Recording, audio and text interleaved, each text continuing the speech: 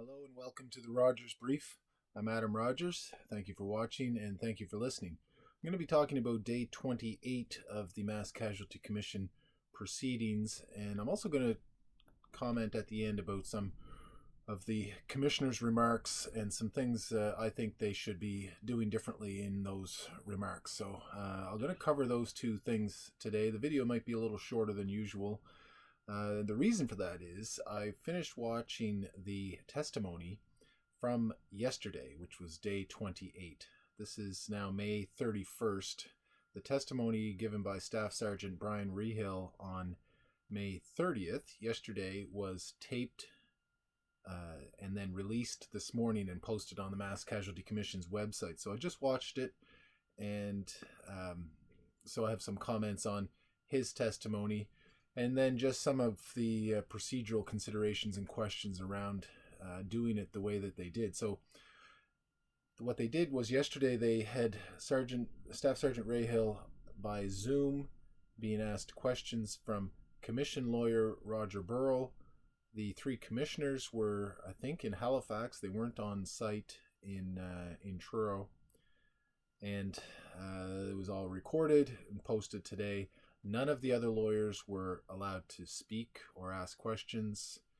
They were able to suggest questions in cross-examination, which Roger Burrill then asked in some form. So I really, it was an awkward thing to watch, really, just in this regard, because yesterday the testimony ended around 5 p.m. There was a media embargo during the day, during the testimony, as it was being provided. But as soon as it was over, then the media were able to report on what took place, and many did. And you read the articles and what revelations happened through his testimony, what was added to the already developing, or fairly well-developed narrative on the command decisions that were made overnight of the April 18th and 19th. And so it was sort of like watching, you're watching a ball game and you already know the score.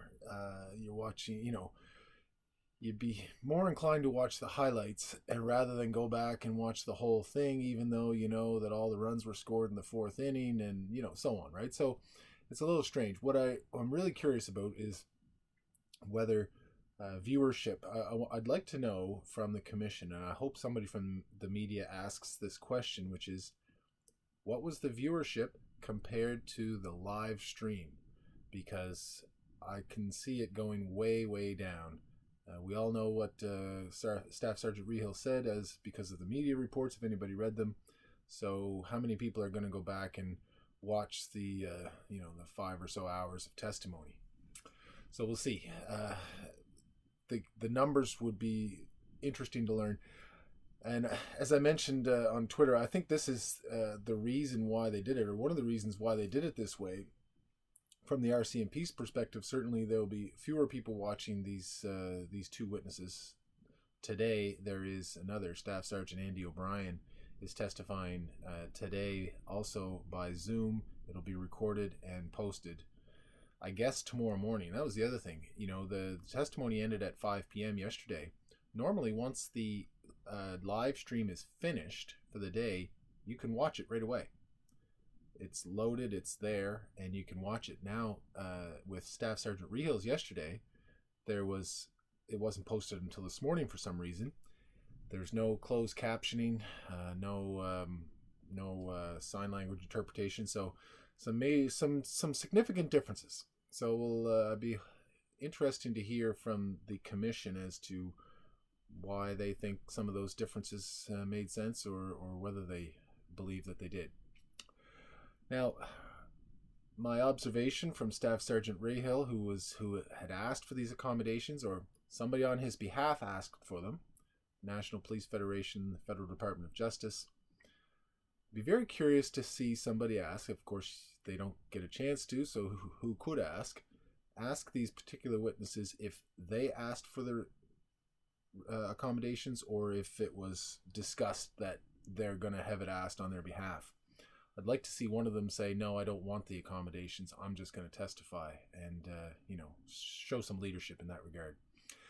Roger Burrill from the Mass Casualty Commission, the senior commission lawyer, was asking the questions today. asking them in sort of gentle, very leading with his questions. I thought more so than you would be able to see in a criminal or civil trial. Staff Sergeant Rehill had absolutely no problem answering the questions. Didn't need breaks. Didn't seem to be disturbed or bothered by anything that happened. He was able to talk at length in his answers, and although he referred at the end and early on to trouble that he's having and bad memories and that sort of thing, didn't talk about treatment that he's been receiving or any other diagnosis or anything that he's received. So a big open question as to whether any of these accommodations, these unusual and significant accommodations, were necessary. They certainly didn't appear to be. There was nothing in his demeanor, his presentation, or any of his answers that suggested that these accommodations were necessary. So I'll talk a little bit more about that at the end of this video. Substantively, Staff Sergeant Rehill talked about the three things I guess I'd point out. One was the lack of containment of the Portapique area. He talked about miscommunication that he had, or a lack of follow-up he had with Constable Chris Grund, who was supposed to be guarding a spot on the eastern side of the highway from Portapique, was in the wrong spot. Potentially somebody could have gone by. It's not clear whether that was in the right time frame according to the commission's time frame as to when the killer went by. He also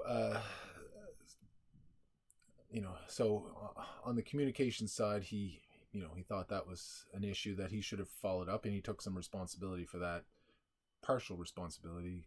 Constable Grund, he assigned some responsibility to him there as well. He didn't see, that is, Staff Sergeant Rehill didn't see multiple staff sergeants and multiple commanders as being an issue in this circumstances. He said, he was glad to have others on there with their years of experience and expertise, and didn't think that, conflicting commands was an issue that night. There were times when he was on the phone or doing something else, and when another staff sergeant would be issuing commands on the radio, and he was okay with all of that. The other one was just mapping, and some of the mapping access that he had didn't show the Blueberry Road, and he didn't hear some of the comments. Although there was a dispute between his testimony and Staff Sergeant Halliday's testimony about knowledge of the police vehicle, of the replica mock police vehicle.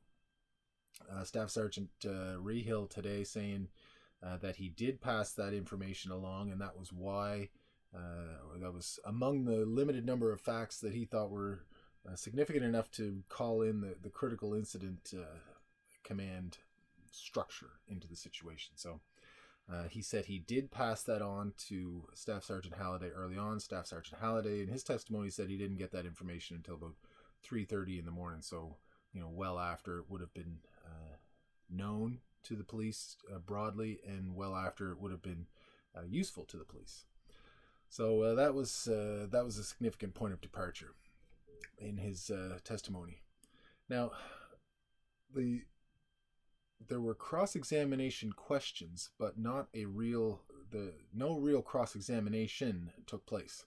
The questions were proposed by the lawyers that were present, that is, the ones that aren't boycotting the experience because the proceedings, because of these accommodations that have been granted to these staff sergeants.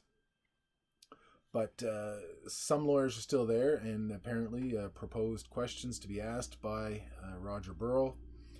Really awkward process. Actually, Roger Burrill kind of acknowledged that when he started out, that it was a little different for him to be doing this, but nevertheless he proceeded to do so. And it's just strange, just stepping back and why is the same question less traumatic? Because we're assuming that the same question would be asked if it was the lawyer or Roger Burrill. May not be quite the case. Why is the same question less traumatic when it comes from the Mass Casualty Commission lawyer as opposed to Sandra McCullough or Josh Bryson or Tara Miller? That doesn't seem to make intuitive sense. If it's a question that you need to be asked, well, you should just be able to ask it regardless of who's the person asking it to you. The Mass Casualty Commission lawyers, we see in the interim report, they're supposed to be tenacious and coming after, they're in seeking the truth and in uncovering these facts. And yet the RCMP is as comfortable with them as with their own lawyers. I mean, if we were thinking of a way to make the cross-examination less traumatic, you would think that having your own lawyer ask the question, in this case the Attorney General of Canada, or perhaps the National Police Federation lawyer asking the question, would be the only way to really make it less traumatic than having the commission lawyer ask it. But here we have the RCMP being just as comfortable with the commission lawyers as they are with the federal government lawyers. So that's it seems to be an unusual feature. Now, what's the real issue? Well, of course, other lawyers, if you had Josh Bryson or Tara Miller, one of these other participants' lawyers, they might disagree with the witness, or they might follow up on a question, or they might press the witness on a particular point, and Roger Burrill did none of those things. He didn't, whatever the answer was coming from Staff Sergeant Rehill was just fine with him. So there was no follow-up or any probing into, any details of those questions. So really, deficient process in that regard.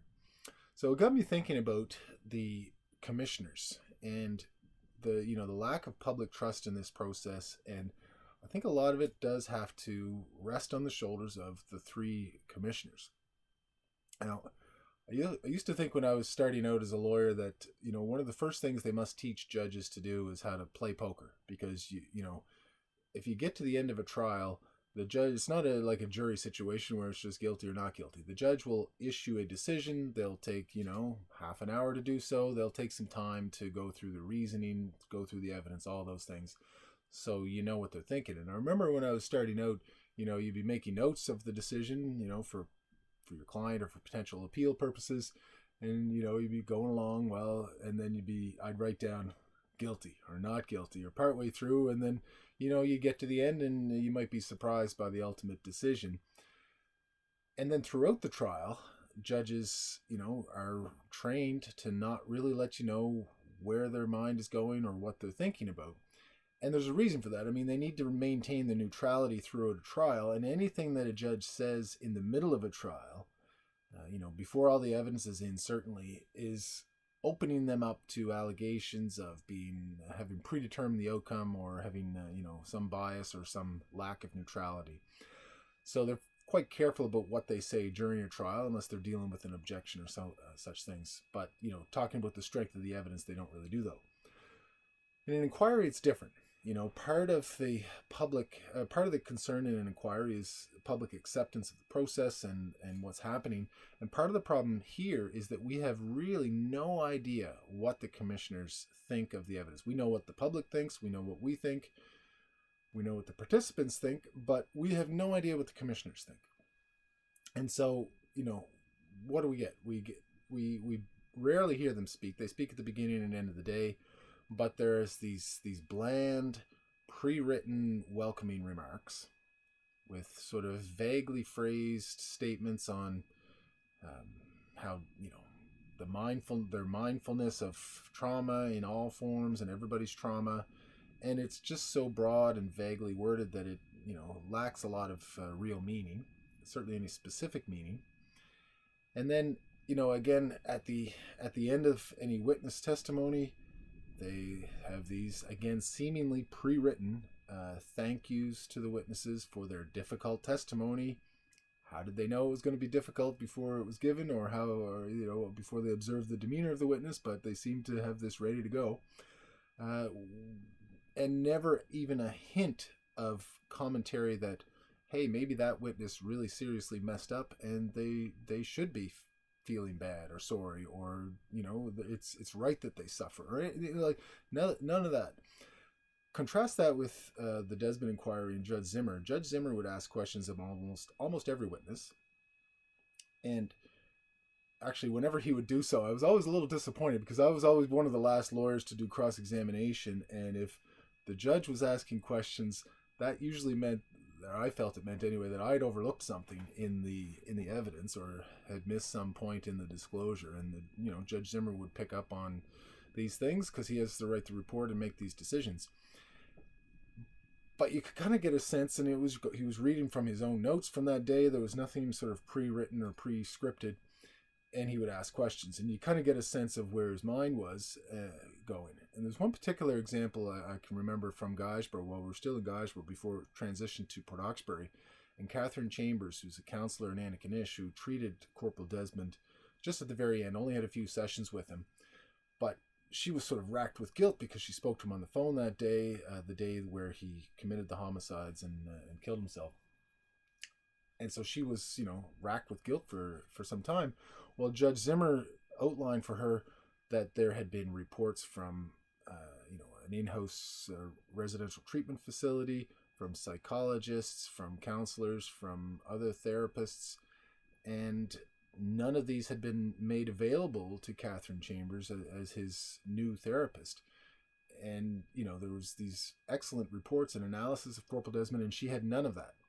And had she been provided that by Veterans Affairs, by the military, Judge Zimmer asked. He went through the reports, some of the conclusions, some of the notes that were made, and said, if you were given these things beforehand, how would you have approached it differently? And she broke down in the stand and was, yes, she would have advised that he go into another residential treatment program because he wasn't ready to be stabilized. So all of that is to say that we knew from that we could have confidence that Judge Zimmer was, he wasn't going to soft pedal, he wasn't going to pull punches. He knew that there were deficiencies throughout the process, and he was alive to those as the evidence was unfolding. Here, we have no idea what the commissioners are going to do. We have no idea what their final report is going to conclude, if they're going to be bold in their recommendations, or if they're just going to say, well, this was a tough situation and everyone tried their best. From the interim report, we know nothing that we didn't know before the commission hearings started.